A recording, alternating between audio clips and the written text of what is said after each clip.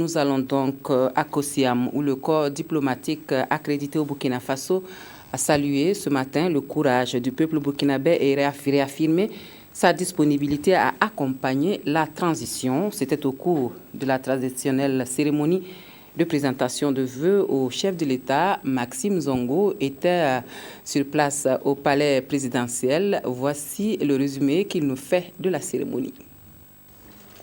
Ils étaient tous là, ou presque, les ambassadeurs, les représentants des organisations internationales et interafricaines accréditées au Burkina.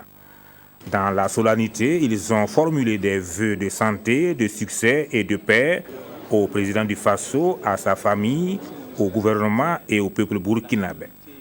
Ce fut une occasion également pour revenir sur le récent vécu, tant au plan national qu'international, et de dégager les perspectives qui vont guider les actions à venir. La communauté internationale a pris positivement acte de toutes les initiatives en cours pour un retour rapide, un fonctionnement normal et régulier des institutions républicaines.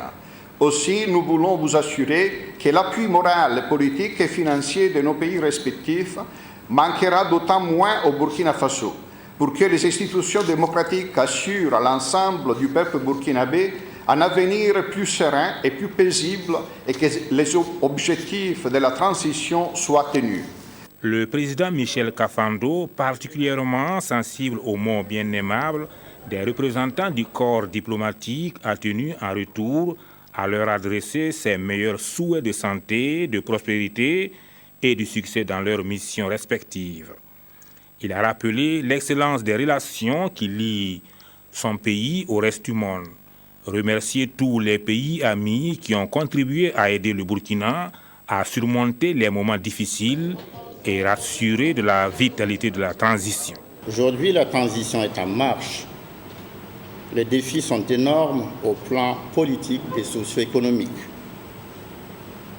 Nous avons besoin du soutien de tous, notamment de vous, c'est-à-dire de la communauté internationale, pour relever ces défis.